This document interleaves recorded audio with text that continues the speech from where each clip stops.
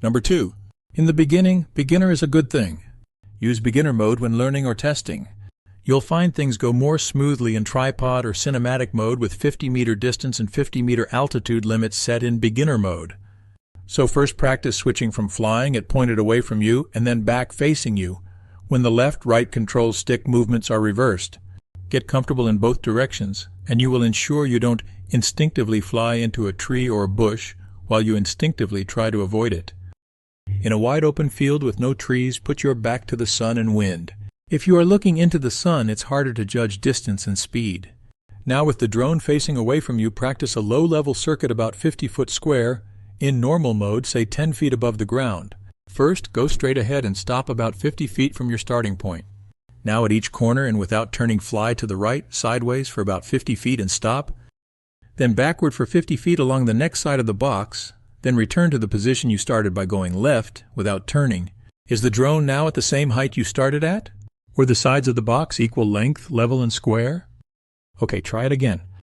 And this time try to keep a consistent slow walking pace for speed. If that seems tough, switch to tripod mode and try again. Now do it in the opposite direction. Then with the drone facing towards you, do it again in both directions. Remember, the right stick movements are opposite when it's facing toward you. Here's a good tip. I like to fly in what I call head in the cockpit mode. I pretend I'm on board, sitting on the camera looking out the front of the aircraft. So just thinking like that, the left and right controller movements seem more natural. Just mentally shift your perspective as though you are sitting in the drone facing the direction the camera is facing. I don't want you to fly by watching the controller screen in FPV or first-person view. FPV is an advanced flight method, not something to start with. Fly in normal mode and switch from one to the other before you try sport. Trust me, if you do this, sport mode or FPV will be a lot more fun than picking up the pieces. I'll show you all the maneuvers that I do for flight proficiency practice in a later video. For now, just be aware how you can see the position and orientation of the drone in the display, especially when it's just a dot on the horizon. Again, this may be just for DJI products, but in the bottom left corner of your controller screen is the radar display. Look for the green line with a little red pointer. The red pointer shows what direction the drone is facing, and the green line is the direction to get back home, where you are.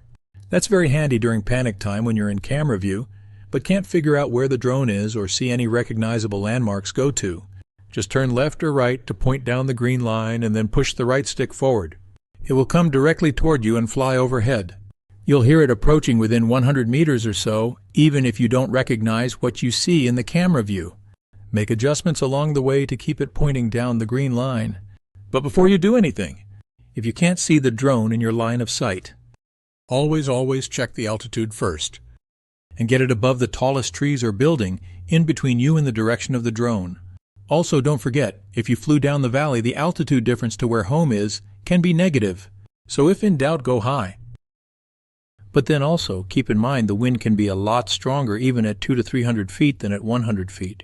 Of course, the last resort is always RTH or return to home.